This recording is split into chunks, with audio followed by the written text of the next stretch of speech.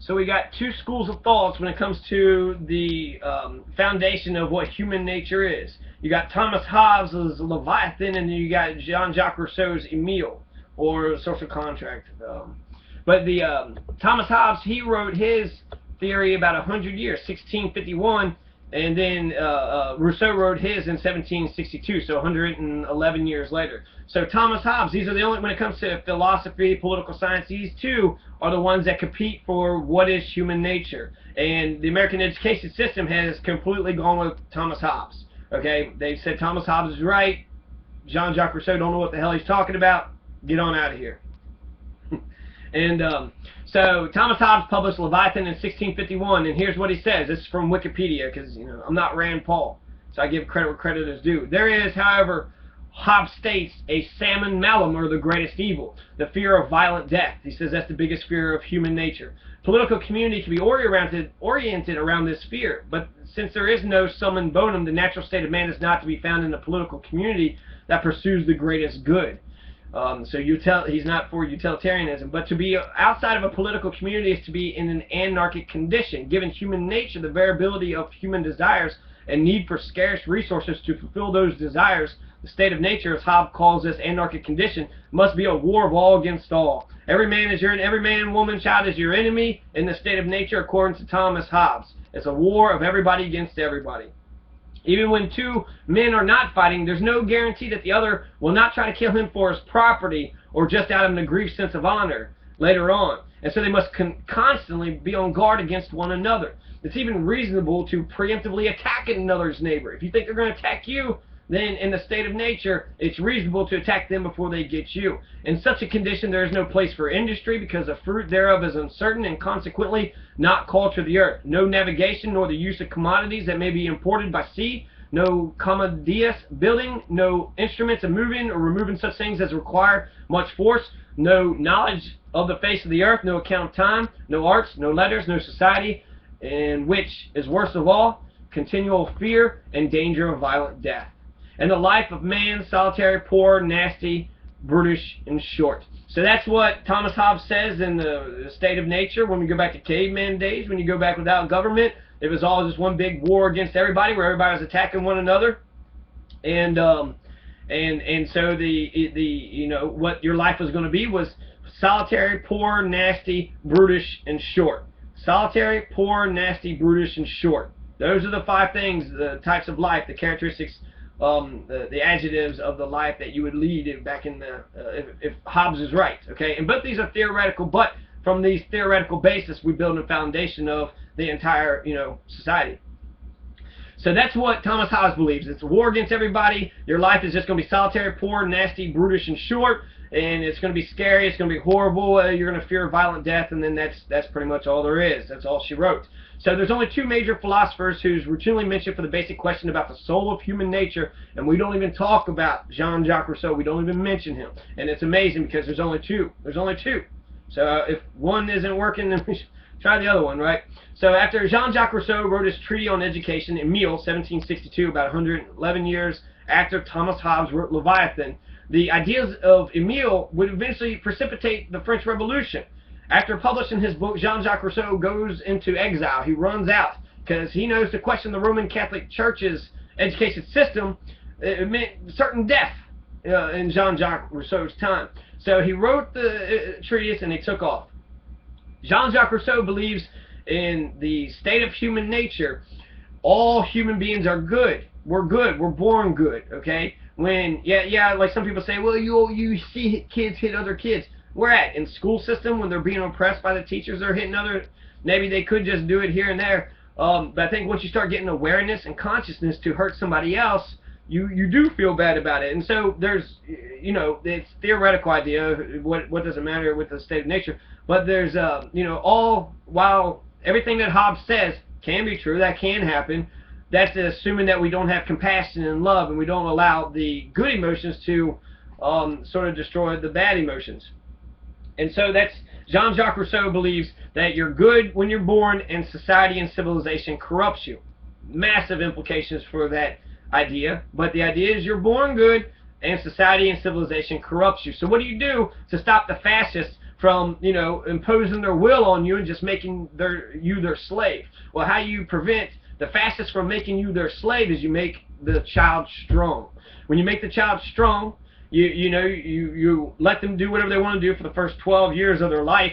They get to know who they are. They get to be strong. They get to be physically strong. They go around exploring the world for themselves. They develop all these different curiosities, and then they let their own ambitions sort of guide them throughout their life, just like any adult out here does. And so what he is talking about doing is by developing the person's inner goodness, you can protect that goodness. So by making the kids strong, they can stop any fascist will from imposing on them and dictating their behavior. Okay, so that's what that's what Jean-Jacques Rousseau believes, and I'm sympathetic with Jean-Jacques Rousseau because I believe I'm a good person, and I could see the situation. Like I said before, somebody said Cenk Uygur of the Young Turks, he was like, oh, kids hit other kids. We're at in kindergarten when the teacher's saying do this, do that, and then they hit each other for some reason. So I don't know if it's a theoretical framework. So even if a person left to their own devices can become bad, I know that I'm good. And so where I would, want my education was to make me strong. There's Emilio Reggio city. There's the method of education which is named after a city in Italy called the Reggio Emilia method. And what this talks about is how humans have or children or people have 100 languages. So there's lots of ways we express ourselves, but to actually understand the meaning of somebody else, even twins don't even understand themselves. Twins, feel sometimes alone because their twin don't really know where they're coming from. So you can never really get to the heart of who the person actually is. Sometimes people don't know themselves, so how can somebody else? But they have 100 different languages. And so that sort of shows that, we need to instead of just doing writing on a piece of paper, develop those 100 languages. So education should be a million of things. There should be millions of things. It shouldn't just be for oppression. It should be for liberation. It should be to get the people a foundation for their great ambitions. It should be interesting. It should pique their curiosities. It should be useful. They should be developing skills that will help them maybe get a job or be able to, do things in their house, sew clothes, raise a garden, fix a car, right? And the education should be engaging. They should be engaged in it. They shouldn't be insulted. They shouldn't be dominated over. The education should be student-led. The students should lead their own education. Should be student-driven. They should be allowed to form their own curriculum if they don't find a curriculum that they like. And again, it should be liberating. They should be liberating in freedom. That's what we need to get out of our education, but we're not getting it out of American education system. So it's an oppressive education system. Education should be good, not evil. Education should form moral cores, set foundations for great ambitions. That's what education should do, and it's not. It's a remarkable failure. So I got a couple of pictures here that I want to go through. Here is the learning pyramid. Okay, the learning pyramid sort of right on its face just mocks the entire American education system. The learning pyramid has to do with the retention rates of a student. So what is the best way to teach somebody that they'll be able to retain the knowledge for as long as they can? Well, if you look at this, the very top is lecture. Well, ever since I've been in elementary school, Gadsden County, and Crittenden in Florida, Xavier, U of L, Spalding University, it's been nothing but lecture. That's all they're doing is lecturing us. So the entire education system is only 5%. Only 5% is what's being retained when it comes to lecture. In fact, if you had some evil person sitting there saying, well, I don't know, say China, I don't know, we don't have any real enemies, but there's some people that want us to go down. So been like Al-Qaeda. If Al-Qaeda wants to develop our curriculum, they would force all of our teachers to just lecture to all of our students so nobody will learn shit.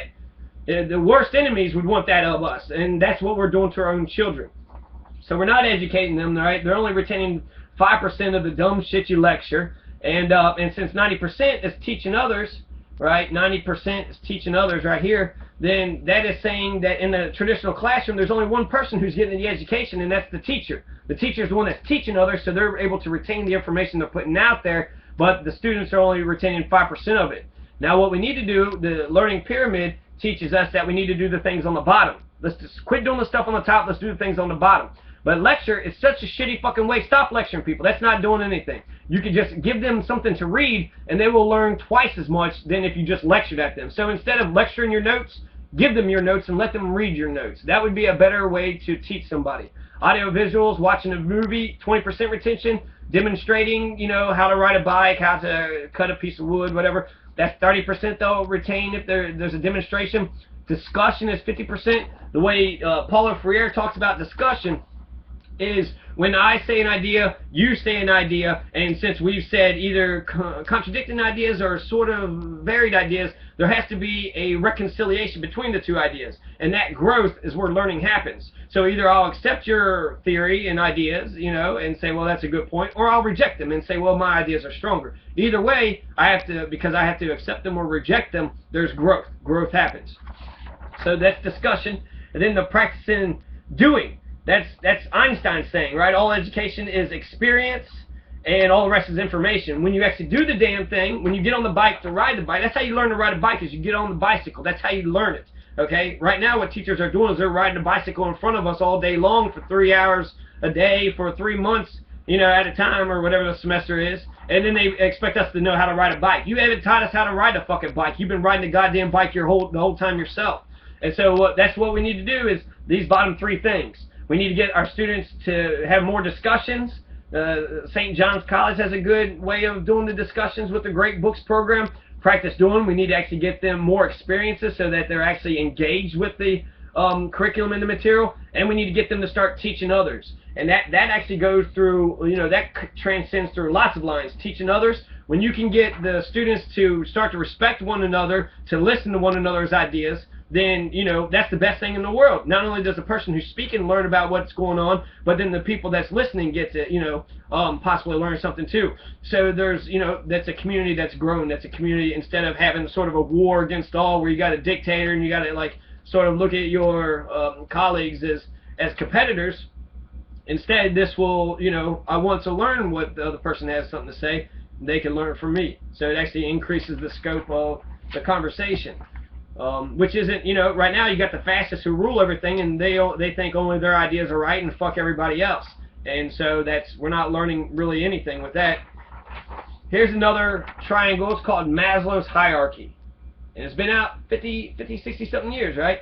And so what Maslow's hierarchy is Maslow's hierarchy of needs. And so Maslow's hierarchy of needs says what it is that human beings need in order to live. And so it starts out with the physiological, where you need food, water, clothing, your basic necessities for life, right? You can't really get learning if you're starved all the time. You can't learn anything. So that's what the Maslow's hierarchy is. I think we need to get. Sometimes schools are their own realities, sort of a separate reality from real life. But real life is happening to all of our students, and we need to acknowledge this, because to think that education happens in a vacuum and that we can ignore real life, that's to our own peril. If you're starved, if you don't have a house, in Louisville, Kentucky, 10,000 kids have no home. Well, how are they supposed to learn calculus and all the ideas you're shoving in their heads? And plus, what assholes? They don't know if they're going to live or die, where they're going to, sleep at. They, ain't able to secure their food and shit, but they're having to go to fucking school and learn some dumb shit which they might use, might not use, but really their mind is focused on they're hungry and they need to get some food. So you're just showing that fascists are showing how big of fucking assholes they are by ignoring their life, not giving a shit about their own personal predicaments, and then expecting them to perform as well as privileged children who have all their needs met and there's no problem whatsoever. And it's not just about the food, water, and clothing. We got safety, to be safe, right? If you're fear of always getting beat up and stuff, you're not going to have learning. There's love and belonging. So you have to have, friends and family in order to, this is a need that you have for a human being. We need each other, right, for friendship and for family. And then there's self-esteem. From the family, we get self-esteem. When you're loved by others, you feel good about yourself. So once you have these bottom four things, then you can start to learn. Then self-actualization can happen. You can learn morality, creativity, spontaneity, problem-solving, lack of prejudice, acceptance of facts, right? So, but before self-actualization can happen, there has to be physiological needs, the safety needs, the love and belonging, self-esteem has to be achieved first before actual learning can happen. So the Maslow's hierarchy, I'm going from the general to the specific. You might want to just go to the last video if you just want to hear the ideas of what it is I want the school to be built around. But these are the ideas, okay? This is Maslow's hierarchy says that schools should not be separate from our home and our communities. They should be one. black schools back in the day, they knew that in a white totalitarian society, their kids had to succeed or that was it. So the black teachers would make sure they knew their students, go home to them, get to know them like really intimately. So, you know, they know everything about their lives, what their ambitions are, and what they want them to do. So that way a new leadership crop could be developed so they could lead everybody else out of poverty.